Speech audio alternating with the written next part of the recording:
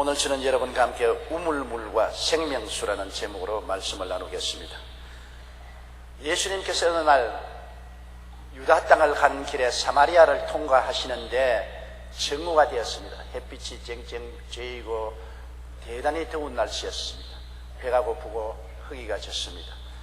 사마리아의 동리 밖에 있는 우물가에 왔을 때 예수님이 우물 곁에 앉으셨는데 제 아들은 음식물을 사러 사마리아 시내로 들어갔습니다. 그런데 한 여인이 온몸을 치렁치렁 너울로 덮어선 채 물동이를 걸머쥐고 물을 길러 나왔습니다. 보통 물은 아침이나 저녁에 길러 나오지 대낮에 길러 나오지 않습니다. 사연이 있는 여인임에 틀림이 없습니다.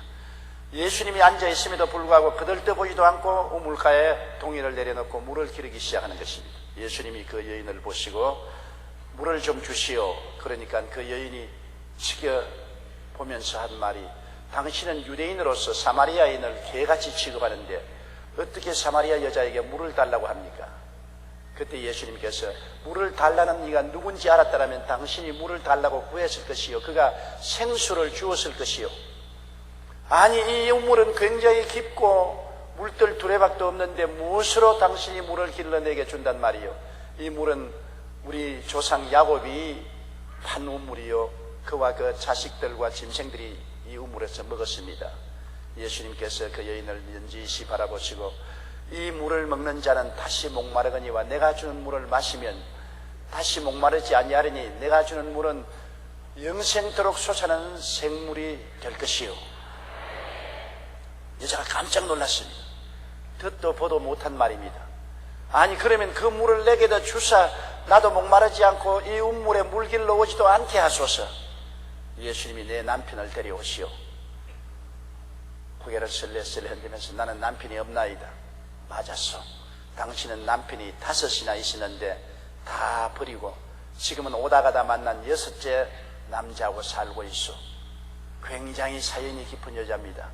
왜 이 여자가 남편을 5이나 버리고 6번째 남편하고 살고 있었을까요? 저는 종종 이 여자가 지나온 과거사를 머릿속에 생각해보고 이 여자의 사연을 추측해 본 때가 있습니다. 이 여자는 틀림없이 상당히 미모의 여자인 것 같습니다. 그 당시는 남존 여비의 상상이 팽창한 때라 남자가 여자를 5이 갈았다면 스토리가 안 되는데 여자가 남자를 5사람이나 갈았다는 것은 보통 여자가 아닌 것입니다.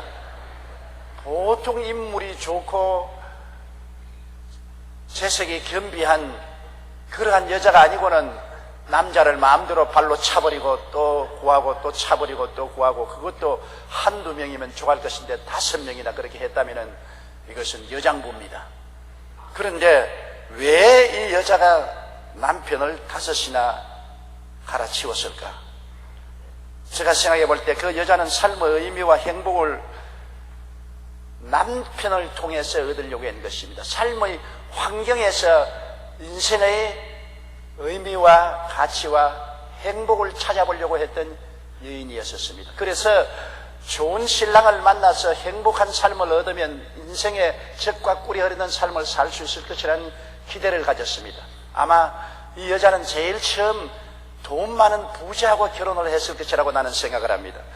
돈 많은 부자하고 결혼을 하면 좋은 집에서 많은 하인들을 거느리고 살며 호의호식하고 돈도 마음대로 쓰고 친구들과 여행도 하고 좋은 식당에 가서 음식도 먹고 얼마나 좋을까. 남편하고 해외여행도 다니고 정말 돈이 많은 남자하고 결혼하면 행복할 것이다. 그렇게 생각을 하고 돈 많은 남자하고 결혼을 했을 것입니다. 꿈을 품고 결혼을 해서 실제 살아보니 꿈하고는 다릅니다. 돈이 많은 남자가 돈을 많이 벌자니까 끊임없이 시간에 쫓겨서 언제 자기와 머리를 맞대고 가만히 오선도선 밥 먹을 시간이 없습니다. 아침에도 모임에 나가고 점심에도 모임에 나가서 점심을 먹고 저녁에는 밤늦게 술이 취해서 돌아오고, 그리고 또 돈이 많으니까 바람기가 있어서 소문들이 좋지 않게 나고 속상한 일이 많았습니다. 그 사람을 가만히 보니까 인생을 돈에 쫓기면서 사는 것 같습니다. 돈을 찾아가고 돈을 추구하기 때문에 자기 시간이 없었습니다.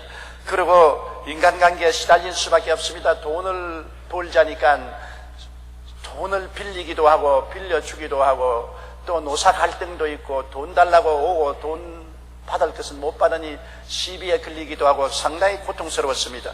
가만히 사는 삶을 보니까 일하기 위해서 살기 위해서 일하는 것 같지 않습니다. 삶이 자기가 생각하던 그러한 무지갯빛 인생이 아니었었습니다. 이래서 가만히 보니 아이고 늙기 전에 이 돈 많은 남자하고 살아서는 아무 희망이 없겠다. 나는 인생의 꿈꾸는 행복이 돈에서 오지 않는다. 그래서 그 남자를 차버리고 마른 것입니다. 빌리 그라함은 거의 자서전에서 카리비안 섬에 있을 때 일화를 이렇게 기록했습니다. 하루는 그 섬에서 가장 부자인 사람이 그의 집으로 빌리 그라함 부부를 점심 식사에 초대했는데 75세가 되는 그 노인이 식사 시간 내내 무슨 말인가를 할 듯 하면서 안 하더니 드디어 식사를 마치고는 눈물을 글썽이면서 이렇게 말했습니다. 나는 밖에 요트가 있어서 제가 원하는 곳을 어디든지 갈 수 있습니다. 뿐만 아니라 저는 개인 자가용 비행기도 있고 헬리콥터도 있습니다. 행복을 위해서라면 모든 것이 있지만 저는 너무나 비참합니다. 나는 행복하지 않습니다. 돈이 행복을 줄 알았더니 나는 행복하지 않습니다. 그리고 울었습니다. 바로 그날 오후에 빌리 그라함 부부는 그 지역 목사님의 방문을 받았는데 그 목사님도 75세로 그리스도와 다른 사람들에 대한 열정과 사랑으로 충만한 사람이었습니다. 그 노인은 말하기를 목사님 저는 제 앞으로 2파운드의 돈도 갖고 있지 않지만 이곳 사람들에게 복음을 전하면서 이 섬에서 나는 가장 기쁘고 즐겁고 행복한 사람입니다. 많은 사람들이 수가성 우물가 여인처럼 환경에서 삶의 의미와 행복을 추구합니다. 그러나 참된 행복은 돈과 같은 외적인 환경에 있지 않다는 것을 알 수가 있습니다. 돈을 행복을 가져온다면 이 여자는 부자고 영원히 살았을 것입니다. 그러나 돈이 결코 행복을 갖다 주지 못했습니다. 전도서 5장 10절로 12절에 은을 사랑하는 자는 은으로 만족하지 못하고 풍요를 사랑하는 자는 소득으로 만족하지 아니하나니 이것도 헛되도다. 재산이 많아지면 먹는 자들도 많아지나니 그 소유주들은 눈으로 보는 것 외에 무엇이 유익하리야. 노동자는 먹는 것이 많든지 적든지 잠을 달게 자거니와 부자는 그 부유함 때문에 자지 못하는도다. 누가복음 12장 15절도 사람의 생명이 그 소유의 능력한 데 있지 아니하니라고 말씀한 것입니다. 행복계 계량학파의 에드 디너 교수는 2004년 포브스가 뽑은 미국 400대 부호와 인터뷰를 했는데 이들의 행복 지수는 동토의 땅 그린란드에 사는 사람들이나 케냐 사막의 유목민족과 거의 같은 수준으로 나타났습니다. 타임스지의 연구 결과도 비슷했습니다. 행복을 주는 요인 중 돈은 14위로 애정이나 자유, 유머보다도 그 순위가 훨씬 아래였습니다. 과학저널 사이언스에 실린 연구 논문은 평균 이상의 소득을 가진 사람들은 더 긴장되어 있고 특별히 즐길 만한 행동에 많은 시간을 투여하지 않기 때문에 일반인들보다 더 행복하지 않다고 결론 지었습니다. 미국 노동부 자료에 따르면 사람들이 돈이 많아질수록 행복을 위해 쏟는 시간이 더 적어지기 때문에 오히려 행복감이 떨어질 수 있다고 말하는 것입니다. 돈의 노예가 되거든요. 돈을 추구하다 보니까 시간도 환경도 돈벌이에 다 빼앗기고 아내도 자식도 가족도 돌볼 겨를이 없습니다. 돈으로 행복을 가져오는 것이 아니라 돈의 노예가 되어서 항상 긴장 속에 살고 스트레스 속에 살기 때문에 돈은 오히려 불행의 근원이 될 수가 있습니다. 돈 많은 사업가는 시간에 쫓기고 돈에 쫓기고 인간관계로 시달리는 생활을 합니다. 이들은 일하기 위해 사는 삶일 뿐 거기에서 진정한 삶의 의미와 행복을 찾을 수가 없습니다. 그렇기 때문에 이 지혜롭고 총명한 여인은 부자와 살아서 결코 인생의 의미와 가치와 행복을 가질 수 없고 공허한 마음을 채울 수 없다고 생각했기 때문에 하루아침에 그 부자를 발로 차버리고 마는 것입니다. 그리고 나는 제2의 인생을 시작했다. 그는 또 꿈을 꾸었습니다. 나는 정치가하고 결혼하겠다. 신바람 나지 않느냐. 대중 앞에 나가서 연설을 하고 박수를 받고 권력을 가지고 살면은 사람들 앞에서 존경을 받고 권력 있는 사람에게 아부하는 사람도 많고 친구도 많으니 화려한 인생을 정치가로서 살아보면 좋겠다. 그래서 정치가에게 시집을 갔음에 틀림이 없습니다. 정치가에게 시집을 가고 난 다음 가만히 보니까 사생활이 전혀 없습니다. 정치가란 공인으로 살기 때문에 항상 사람들의 눈앞에 비평의 대상이 되는 것입니다. 옷을 못 입어도 비평하고, 잘 입어도 비평하고, 좋은 집에 살아도 비평하고, 못난 집에 살아도 비평하고, 그림거리조차도 비평의 대상이 됩니다. 요사이 인터넷 홈페이지에 보면은 온갖 비평이 다 올라옵니다. 아니 그거 보면 노이로제 그릴 지경인 것입니다. 그리고 얼마나 변덕스러운 민심인지 늘뛰는 여론조사에 하루도 마음이 편하지 못합니다. 어제 여론조사에 50%라고 지지한다더니 오늘 여론조사에 30%가 되고, 대통령 출발 때 여론조사가 60%라니 대통령 말기에는 10%도 안 되고, 늘뛰는 민심에 마음이 괴로워 견딜 수가 없습니다. 그리고 무한 경쟁 사회 속에서 정치인들의 이합 집산이 끝임없습니다. 정당으로 모였다가는 헤어지고, 헤어졌다가는 또 모이고 깨어지고, 서로 비난 시기 모략 중상이 끝이 없습니다. 정치가의 아내로 살아보니까 아예 골머리가 아픕니다. 지위도 명예도 권세도 행복을 갖다 주지 못합니다. 그는 행복을 추구해서 왔는데 행복이 아니라 이것은 사자와 곰의 동굴에 들어와서 서로 권력 다툼을 하는 것과 같습니다. 그래서 그는 가만히 여기에도 행복이 없다 결론을 지었습니다. 시편 146편 3절로 4절에 귀인들을 의지하지 말며 도울 힘이 없는 인생도 의지하지 말지니 그 호흡이 끊어지면 흙으로 돌아가서 그날에 그의 생각이 소멸하리라고 말씀하고 있는 것입니다. 그래서 그런 생각이라, 아이고 부자도 소망이 없고 정치가도 행복을 갖다 주지 못하니까 착하고 조용한 백면서생인 학자하고 결혼을 해야 되겠다. 학자하고 결혼하면 점잖하고 행복하게 살 수 있지 않겠냐. 잘 이해도 하고 동정도 해주고 대화도 오순도순하면서 시끄럽지 않게 잘 살 수 있겠다는 꿈을 가지고 또 학자를 꿰가지고서 학자하고 결혼을 했습니다. 학자하고 결혼해서 얼마 안 살아보니까 이 학자는 자기하고 결혼한 것이 아니에요. 학문하고 결혼한 사람이에요. 집에 와서 항상 서재에 들어가서 처박혀 있고, 좀 이야기하자면 내일 강의할 원고 작성해야 되는데 왜 잔소리를 하느냐, 시끄럽다고 고함을 칩니다. 그리고 늘 연구 논문 작성에 머리를 쓰고 연구하는데 골몰합니다. 도대체 나하고 결혼을 했나 학문하고 결혼을 했나 알 수가 없습니다. 그리고 학자하고 결혼하는데 계산을 잘못했습니다. 학자가 타오는 월급이 쥐꼬리만 하니까 그것으로 먹고 사는데도 넉넉하지 못하고 때를 따라 변화되는 시절을 쫓아 사입을 옷도 충분히 사입을 수가 없었습니다. 그리고 그와 식사 시간에 만져서 대화를 해보면 딴 세상 이야기를 합니다. 완전히 자기는 학자이니까 학자 학문의 이야기를 하는데, 자기는 세상에 일어나는 모든 일, 친구들과의 이야기, 동리의 이야기를 하면 아무런 관심도 흥미도 베풀어 주지 않습니다. 자기하고 완전히 다른 세계에 살고 있습니다.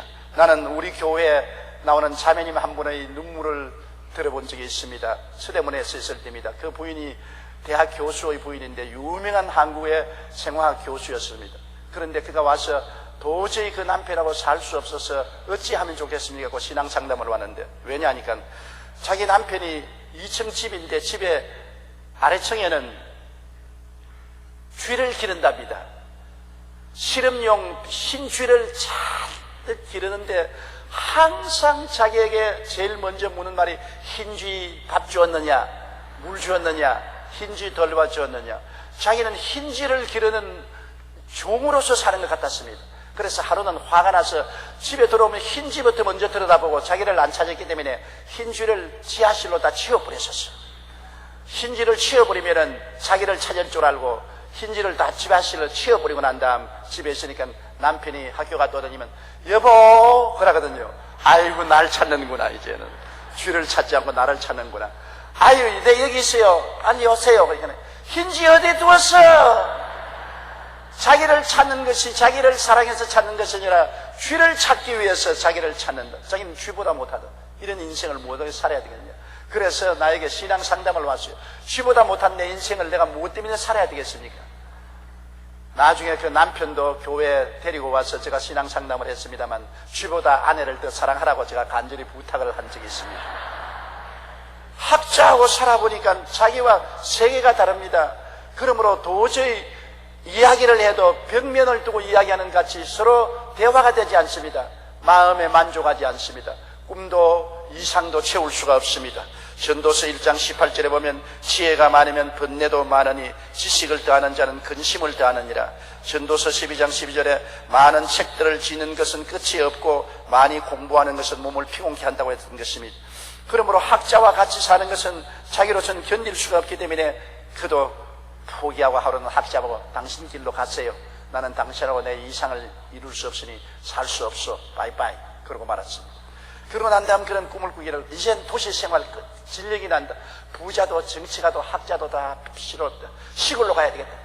맑은 공기를 숨쉬고 아침에 종달새 울음을 들으면서 깨어나고 아침 이슬을 밟으면서 농토를 걸으며 토마토 심어서 토마토 먹고 감자 심어서 감자 삶아 먹고 고구마 심어서 고구마 먹고 얼마나 이상적이고 좋은 삶이냐. 건전하고 건강한 삶을 살겠다고. 그래서 농촌 농부를 꿰가지고서 또 시집을 갔어요. 농부는 웬 떡이냐. 도시의 아름다운 여인하고 결혼을 했으니 아주 신바람이 났습니다.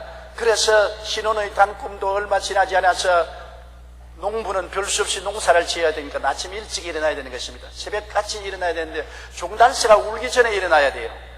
일어나니까 시골의 일꾼들에게 밥을 지어줘야지요. 그 다음에는 짐승들에게 소주 끓여줘야지요. 그리고 바쁘게 하고 난 다음에는 집에 있을 수가 있습니까? 일터에 나가야 됩니다. 머리에 수건 쓰고 호미 들고 나가서 김 매야지요. 허리가 아프도록 김을 메고 낮에서는 또 점심상 차려야지요. 저녁 늦게 들어오면 온 사지가 쑤시지요. 이건 뭐 종달새 소리 듣고 일어나고 아침 이슬 밟으면서 상쾌한 공기를 마시고 그러면서 토마토 먹고 사과 먹고 그런 꿈은 다 산산조각으로 세워지고 말하는 것입니다. 왜냐하면 토마토도 수확하니까 신선하고 좋은 토마토는 먹으려니까 남편이 돈 될 거 먹지 말라고 썩어진 토마토만 먹으라 그러고 감자도 썩어진 감자만 삶아 먹고 이 세상의 모든 것이 이상에 맞지를 않습니다. 육체적인 수고는 말할 필요 없거니와 농산물을 생산해서 판매하는데 염려 근심이 많습니다. 농사를 짓는 데 들어가는 비용도 안 나오는 생산가에도 미치지 못하는 판매를 하게 되니 걱정 근심이 끝이 없고 몸이 거칠어져서 도시에서 올 때 언제 크림을 발랐는지 얼굴을 잡으니 새카맣게 되고 손도 거칠어지고 손톱도 길던 것이 다 갈라지고 말이 아닙니다. 나 이렇게 있다가 완전히 고구마 할머니 되고 말겠다. 내가 이 농부 아내로서 무슨 희망과 꿈이 있겠느냐. 하루 가만히 생각하다 에라 지어버려. 여보 난 당신하고 못 살겠어. 당신은 농촌 여자하고 살아요. 바이바이 발로 차버렸습니다. 그래서 그는 마지막으로 자기를 이제는 부자도 말고 정치인도 말고 학자도 말고 농부도 말고 파도 소리나 들으면서 나의 귀는 조개껍질 파도 소리를 그리워하오. 철썩철썩 파도 치는 소리 들으며 바다의 오존 신선한 공기를 맛보고 모래바지를 걸으면서 불떡불떡하는 생선을 잡아와서 해쳐먹고 걱정 없이 사는 어부에게 결혼을 해야 되겠다. 그래서 또 잘 골라서 어부에게 프로포즈하니까 어부가 웬 떡이냐고 덥석 물었습니다. 그래서 어부하고 결혼을 했어요. 그리고 이제 행복하게 사는 줄 알았는데 어부는 가만히 있을 수가 없으니까 배를 타고 고기를 잡아라 가는데 자기는 생각지 못한 일이 생겼습니다. 파도 소리를 즐거워하는 것은 이제는 파도 소리가 공포로 변했습니다. 왜냐하면 기상 변화에 따라서 파도가 치면 남편 배가 침몰됐는지 아닌지 알 수가 없어요.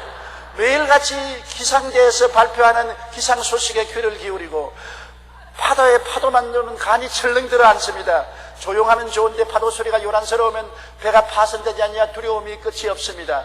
또한 생선이 많이 잡힐지 안 잡힐지 늘 불안하고 그리고 물고기의 수확이 불확실하기 때문에 생활에 염려가 많습니다. 또 남편이 잡은 펄떡펄떡 쓰는 생선을 회쳐 먹으려면 남편이 눈을 부릅뜨고서 이거는 팔아야지 이런 걸 먹으면 되느냐. 잡아오다가 썩어서 눈알이 썩은 그 생선을 보고 이거나 먹으라고 합니다. 이런 수가 어디에 있습니까? 그리고 남편이라고 저녁에 이부자리에 들어오는데 생선 냄새가 비린내가 나서 곁에 데리고 잘 수도 없습니다.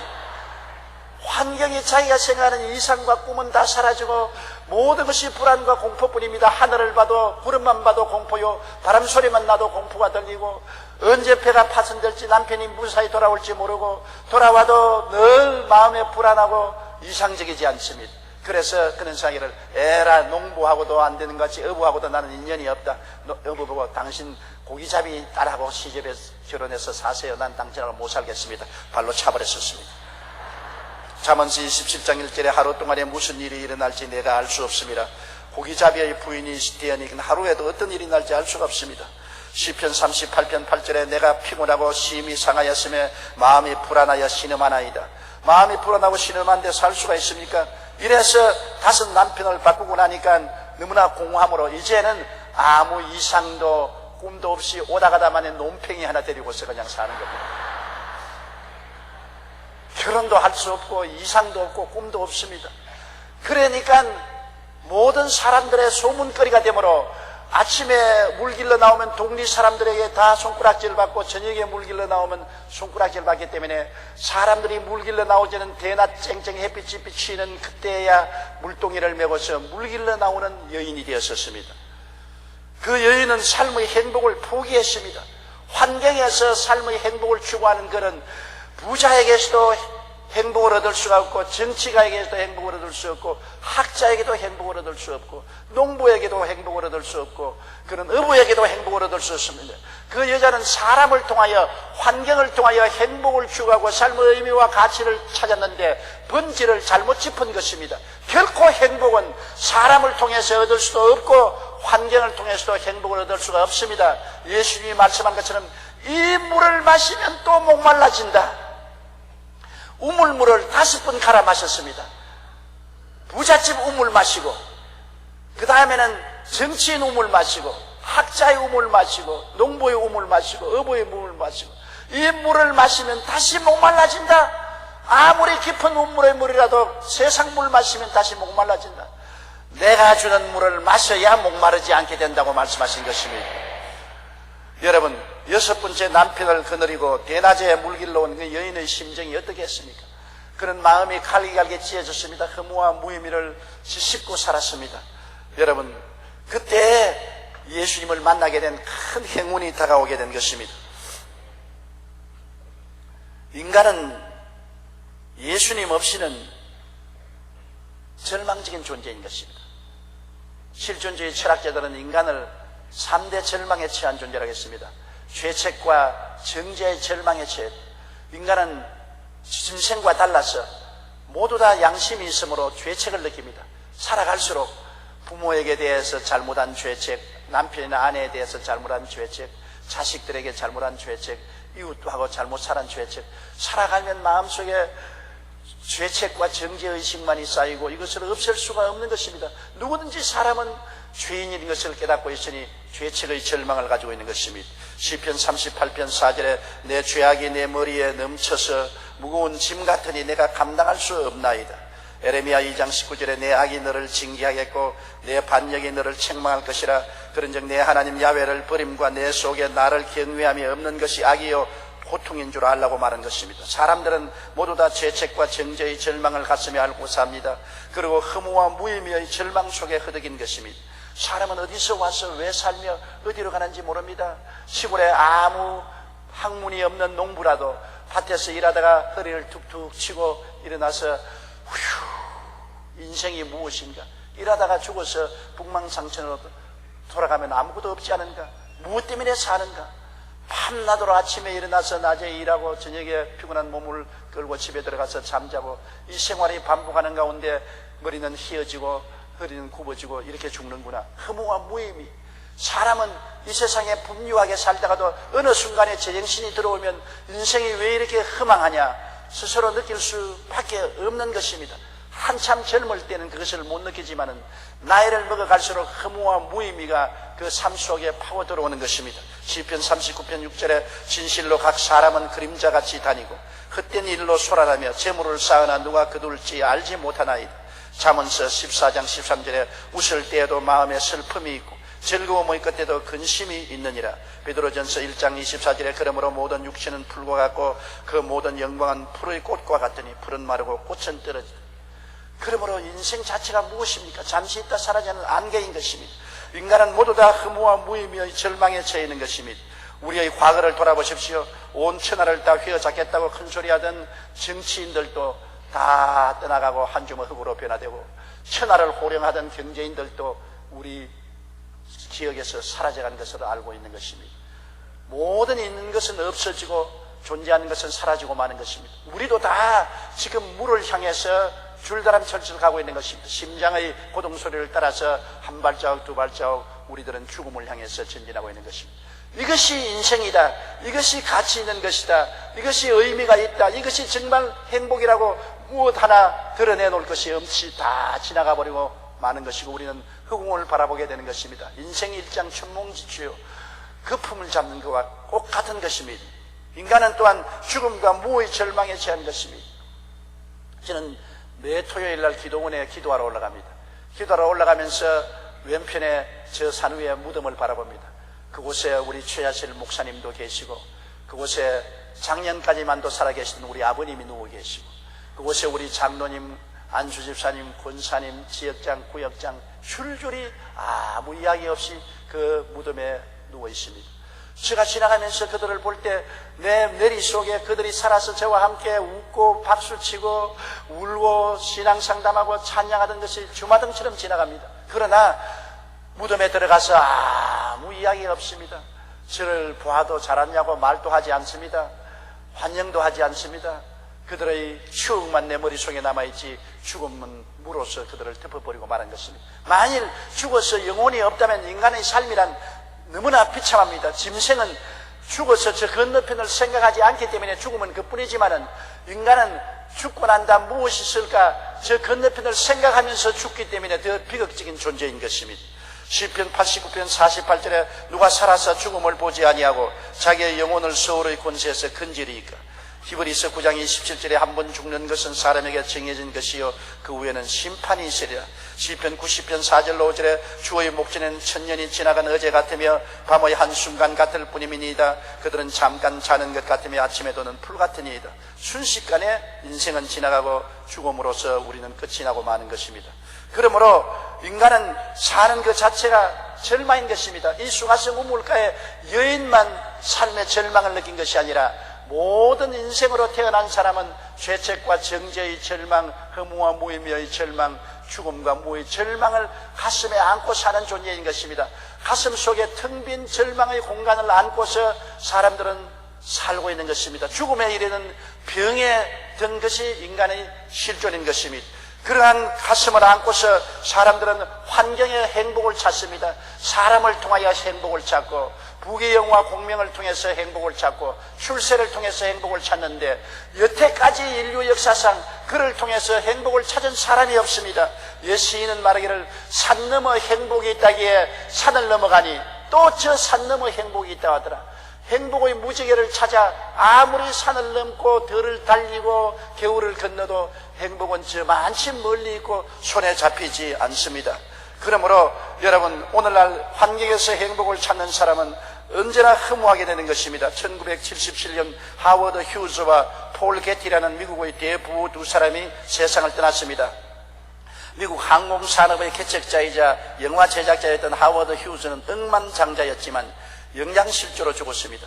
그는 정신적인 고독과 공허를 달래기 위하여 방탕한 생활을 했고 건강이 나빠지자 그 주변에는 그의 재산을 노리는 사람들이 몰려 모든 사람을 불신하여 강박광정에 빠졌습니다. 누구든지 자기를 독살한다고 생각했기 때문에 그는 집에서 혼자 요리사를 불러다 놓고 닭 주스만 마시고 살았습니다. 영양실조가 걸려 그는 죽었을 때 그의 머리털은 정강이까지 길게 내렸습니다. 손톱은 매 발톱과 같았습니다. 정신 이상이 걸려 죽은 것입니다. 억만장자가 되었지만은 수없이 결혼하고 이혼하고 이혼했으므로 죽었을 때 그를 위해서 울어주는 사람 한 사람 없고 모두 다 재산만 탐해서 악이 다툼을 한 것입니다. 그는 결코 행복하지 못하고 고독하고 쓸쓸한 사람의 대명사로서 세상을 뜨게 된 것입니다. 그 다음 석유를 통해서 억만장자가 된 폴 게티 엄청난 재산을 가지고 있었습니다. 그러나 그는 오늘 본문의 사마리아 여인처럼 5번 결혼해서 5번 이혼했습니다. 그가 런던에 있을 때 신문 기자가 폴 게티에게 와서 당신은 행복했습니까? 하니까 성을 뿌럭 내면서 행복이 어디 있어? 돈 있다고 행복하다? 호함을 쳤습니다. 그는 돈이 많았기 때문에 그 자손들도 행복하지 못했습니다. 막내 아들은 폐렴으로 죽고 장남은 과음으로 죽었습니다. 아무리 외형적인 조건이 풍부해도 삶의 행복을 포기한 삶은 죄책과 정죄의 절망, 허무와 무의미의 절망 가운데 빠져서 흐지기게 되는 것입니다. 프랑스의 철학자인 파스칼은 모든 인간의 마음속에는 하나님께서 만들어 놓은 공백이 있다.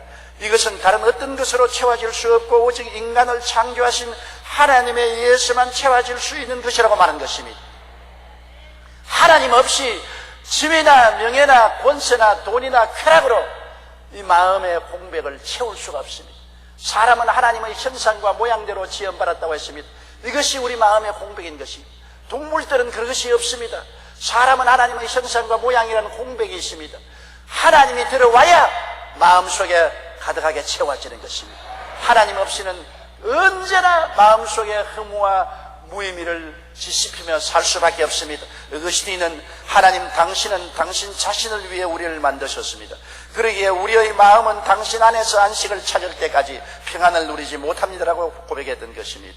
세상 우물은 아무리 마셔도 목마르고 터진 웅덩이일 뿐입니다. 우리 마음의 공백을 채우기 위해서는 하나님을 최우선으로 높여야 합니다. 그렇지 않고는 결코 인간의 행복은 찾을 수가 없는 것입니다. 여러분, 이 세상의 우물물과 생명수를 우리는 잘 선택해야 되는 것입니다. 이 세상의 부귀영화 공명 출세는 모두 다 우물물입니다. 그 물은 자꾸 우물물을 바꾸어가면서 마셔도 또 목마르고 마셔도 또 목마른 것입니다. 생수는 예수님밖에 주실 수가 없는 것입니다. 요한복음 14장 13절로 14절에 예수께서 대답하여 이르시되 이 물을 마시는 자마다 다시 목마르니와 내가 주는 물을 마시는 자는 영원히 목마르지 아니하리니 내가 주는 물은 그 속에서 영생하도록 솟아나는 샘물이 되리라. 예수님만이 영원히 솟아나는 샘물이 되는 것입니다. 예수님을 마음속에 모시지 않고는 언제나 목마릅니다. 돈이 있어도 목마르고 권력이 있어도 목마르고 지위나 명예가 있어도 목마르고 부귀와 영화가 있어도 목마릅니다. 그 목마름은 세상 것으로 아무리 바꾸어 쳐도 채울 수가 없는 것입니다. 이 수가성 우물가 여인처럼 아무리 남편을 바꾸고 환경을 바꾸어도 목마름을 채울 수가 없는 것입니다. 세상 우물은 아무리 마셔도 목말라지나 그것은 터진 우물이기 때문인 것입니다. 에레미야 2장 13절에 내 백성이 두 가지 악을 행하였나니 곧 그들이 생수의 그런 데는 나를 버린 것과 스스로 웅덩이를 판 것인데 그것은 물을 가두지 못할 터진 웅덩이들인 것입니다. 모두 다 터진 웅덩이입니다. 대통령 자리도 터진 웅덩이고 장관 자리도 터진 우물이고 재벌의 자리도 터진 웅덩이인 것입니다. 인간이 만든 모든 지위, 명예, 권세, 부귀, 영화는 다 터진 우물이요 다 물이 줄줄 새어버리고 나중에는 바짝 말라버릴 것입니다. 그것을 의지하는 사람들은 모두 다 허무맹랑하게 되고 좌절하고 절망하게 될 것입니다. 이사야 29장 8절에 줄인 자가 꿈에 먹었을지라도 깨면 그 속은 여전히 비고 목마른 자가 꿈에 마셨을지라도 깨면 곤비하며 그 속에 갈증이 있는 것 같다고 말하는 것입니다. 꿈에 먹은들 깨면 무엇입니까? 꿈에 물을 마신들 목마름이 가시어지지 않은 것이 오늘날 인생이 살아가는 것인 것입니다. 속에서 찾는 행복이 되어야 참된 행복이 됩니다. 밖에서 찾는 행복은 다 터진 우물을 찾는 것입니다. 참 행복은 속에서 찾아야 되는 것입니다. 그 속에 찾는 행복은 예수님을 속으로 모셔야 발견할 수 있는 것입니다. 요한복음 4장 24절로 26절에 하나님은 영이시니 예배하는 자가 영과 진리로 예배할지니라. 여자가 이르되 메시아 곧 그리스도라 하는 이가 오실 줄을 내가 아노니 그가 오시면 모든 것을 우리에게 알려주시리이다. 예수께서 이르시되 네게 말하는 내가 그라 하시니라. 예수님께서 여자와 대화하는 가운데 그 여자가 우리 조상들은 다 사마리아에서 예배를 드리는데 당신 유대인들은 예루살렘에서 예배하는 데가 있다고 합디다. 예수님이 여자여 이제는 예루살렘에서도 말고 사마리아에서도 말고 진실로 하나님을 찾을 때는 하나님은 진정과 진리로 예배하는 자를 찾으시느라 신령과 진정으로 예배하는 자를 찾으시느라 우리는 그거 몰라요. 메시아가 오면은 그거 알려줄 것이요 내가 바로 그 메시아. 이 여자의 눈이 번쩍 뜨였은 것입니다. 그는 깜짝 놀랐었습니다. 생명의 근원 되시는 예수님이 자기 앞에 있는 것을 비로소 알게 된 것입니다. 그래서 이 여인이 예수님을 메시아로 깨닫고 마음을 열고 모셔드리자 말자 그렇게 갈급하던 마음속에 생명수가 넘쳐나기 시작한 것입니다. 그는 물동이를 던져버리고 너울 또 던져 벗어버리고 미친 사람같이 천방지축으로 뛰어서 사마리아 시내로 들어가서 고함을 쳤습니다. 여보시오, 내 말 들으십시오. 메시아를 내가 만나서, 우물가에서 내가 메시아를 만나서 내가 변화된 것을 보십시오. 남편을 5이나 바꾸고도 허무맹랑하고 마음에 허무하고 고통스러웠는데 그분을 만나고 보고 난 다음 마음에 만족하고 생수가 강같이 넘쳐 흐르게 되어서 외친 것입니다. 그 사실이 바로 수가성 우물가 여인의 변화의 사실인 것입니다. 여러분, 예수님만이 생명의 근원이 되십니다. 요한복음 14장 6절에 예수께서 이르시되 내가 곧 길이요 진리요 생명이니 나로 말미암지 않고는 아버지께로 올 자가 없나니라. 생명의 원천 되시는 아버지에게 갈 길이 열린 것입니다. 예수님이 그 길이요 진리요 생명이 되시는 것입니다. 요한복음 1장 4절에 그 안에 생명이 있었으니 이 생명은 사람들의 빛이라고 말한 것입니다. 예수님 속에 생명이 있습니다. 그리스도는 십자가에 못 박여 몸짓고 피를 흘리며 이 생명수를 터뜨려 놓은 것입니다. 십자가의 보혈을 통해서 우리는 용서와 의의 생명수를 마십니다. 십자가의 보혈을 통하여 거룩함과 성령 충만의 생명수를 마시게 된 것입니다. 십자가의 보혈을 통하여 치료와 건강의 생명수를 마시게 된 것입니다. 십자가의 보혈을 통하여 아브라함의 축복과 형통의 생명수를 마십니다. 십자가를 통하여 부활 영생 천국의 생명수를 마시게 되는 것입니다. 십자가 앞에 나와서 예수를 구주로 모시면 영혼이 잘됨같이 범사에 잘되며 강건하고 생명을 얻되 넘치게 얻는 은혜의 생명수를 마시게 되는 것입니다. 택하신 족속의 생명수가 넘쳐나고 왕같은 제사장의 생명수가 넘쳐나고 거룩한 나라의 생명수가 넘쳐나고 소유된 백성이란 생명수가 넘쳐나는 것입니다. 누구든 요한복음 7장 37절로 39절에 누구든지 목마르거든 내게로 와서 마셔라. 나를 믿는 자는 성경의 이름과 같이 그 배에서 생수의 강이 흘러나오리라 하시니 이는 그를 믿는 자들이 받을 성령을 가리켜 말씀하시라고 말씀한 것입니다. 목마른 자는 이제 세상의 운물을 찾아가지 말고 예수님을 찾아와야 되는 것입니다. 세상의 운물은 마시면 또 목마르고 마셔도 또 목마르지만은 영원토록 솟아내는 샘물은 예수님만이 주실 수가 있는 것입니다. 우리의 삶의 의미와 가치와 행복은 밖에서 찾아야 할 것이 아니라 우리 속에 오신 예수님 안에서 찾아야만 되는 것입니다. 에베소 2장 4절로 5절에 긍휼이 풍성하신 하나님이 우리를 사랑하신 그 큰 사랑을 인하여 허물로 죽은 우리를 그리스도와 함께 살리셨고 너희는 그 은혜로 인하여 구원을 받은 것이라고 말하고 있는 것입니다. 예수님은 빛과 같이 마른 땅에 냇물같이 목마른 자에게 생수같이 우리에게 다가오는 것입니다. 이사야 32장 2절에 또 그 사람은 광풍을 피하는 곳, 폭우를 가리우는 곳 같을 것이며 마른 땅에 냇물 같을 것이며 곤비한 땅에 큰 바위 그늘 같으리다.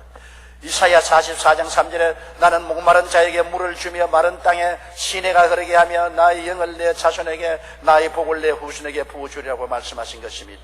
수가성 여인은 예수님이 메시아인 것을 깨닫자 순식간에 속에서 생수가 넘쳐나고 변화가 다가오게 된 것입니다. 여러분 속에는 예수님을 바라보십시오. 그리고 예수님을 의지하십시오. 하나님께 그리스도를 통해서 여러분의 속에 생수가 넘치도록 기도하십시오. 행복은 여러분 속에 들어오신 예수님께로부터 얻을 수가 있는 것입니다. 예수님 밖에는 아무리 빛이 찬란해 보여도 거짓입니다. 사기입니다. 속습니다. 이 수가성 우물가의 여인처럼 청문회의 꿈을 품고 행복을 그리워하면서 그는 남편을 5번이나 우물물을 5번이나 갈아 마셨습니다. 행복은 없었습니다. 좌절과 절망밖에 없었으나 예수님이 메시아인 것을 깨닫자 말자 그 영혼 속에 만족과 행복과 생수가 넘쳐나게 된 것입니다. 예수님만이 우리의 빛이요 소망이요 생수가 되는 것입니다. 믿음, 소망, 사랑, 의, 평강, 희락은 모두 다 예수님을 구주로 모심으로 여러분 생애 속에 태어날 수가 있는 것입니다. 예수 있어야 돈도 효과를 발생하고 예수 있어야 권력도 효과가 있으며 예수 있어야 학문도 가치가 있으며 예수 있고 농사 지으며 예수 있고 물고기 잡으며 예수 믿고 세상에 살면은 부귀와 영화와 공명도 축복이 될 수가 있는 것입니다. 예수 없는 것은 다 터진 웅덩이인 것입니다. 하나도 행복을 그 속에 애워놓을 수가 없다는 것을 알게 되시기를 간절히 주 이름으로 축원합니다. 우리 찬송가 409장 다 같이 한번 부르십시다.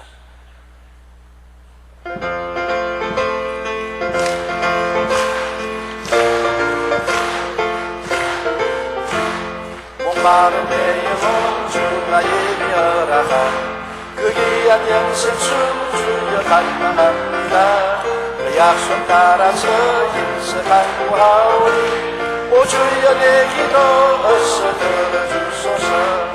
예수의 사랑 예수의 사랑 바다 물결같이 내 희망이 영광의 물결에 온전히 쌓여서 내게 보내 기쁨 하려는도다. 주에게 약속한 긍휼이 전해주시려 은혜의 저 무릎 건너편에 떠올라 귀한 징조가 내게 밝히 보이니 나 힘을 다하여 주께 간구합니다. 예수의 사랑 예수의 사랑 바다 물결같이 내게 임하니 영광의 물결에 온전히 쌓여서 내게 오내 기쁨 하려는도다. 내의 낯빛 지금 어쩌 기다려 원의 큰 강물 흘러 차고 넘쳐서 내 주한 모든 죄를 씻어버리니 나 지금 은혜를 충만하게 받아내. 예수의 사랑 예수의 사랑 바다 물결같이 내게 임하니 영광의 물결에 온전히 쌓여서 내게 보내 기쁨 하려는도다. 차고 넘치는 주의 은혜의 물결 힘차게 밀려와 내게 만족하오니 오 할렐루야로 주를 찬송하오니 내 맘의 기쁨이 항상 충만하리라. 예수의 사랑 예수의 사랑 바다 물결같이 내게 임하니 영광의 물결에 온전히 쌓여서 내게 보내 기쁨 하려는도다. 한번 따라 말씀하시죠. 나는 예수님으로 말미암아 마음의 기쁨이 넘치고 즐거움이 넘칩니다. 평안하고 예수님 안에서 나는 행복합니다. 옆에 계신 분들에게 당신은 행복한 사람입니다. 우리 고개 숙여 기도하겠습니다. 하나님 아버지시여, 우리 사람들은 헛되이 분유하며 하나님 없이 무슨 일을 해도 아무 효용이 없습니다. 야훼께서 집을 세우지 아니하시면 세우는 자의 수고가 헛되며 야훼께서 성을 지키지 아니하면 파수꾼의 경성함이 헛사가 되고 아침에 일찍 일어나고 저녁에 늦고 누우며 수고의 떡을 먹으며 헛사입니다. 내 아버지 하나님은 수가성 우물가의 여인처럼 남편을 5이나 바꾸어도 행복을 얻지 못합니다. 행복은 예수 그리스도 안에서 얻을 수가 있는 것을 알 수 있습니다. 아버지 하나님, 십자가에 못 박여 우리 위해서 몸짓고 피 흘려 죽었다가 부활하신 예수께서 생명의 원천이 되시고 생수의 근원이 되심을 감사합니다. 이 예수님을 모시고 그리스도에게 의지해서 진실한 행복을 누리는 성도들이 되게 도와주옵소서. 예수님 이름 받들어 기도드리옵나이다. 아멘.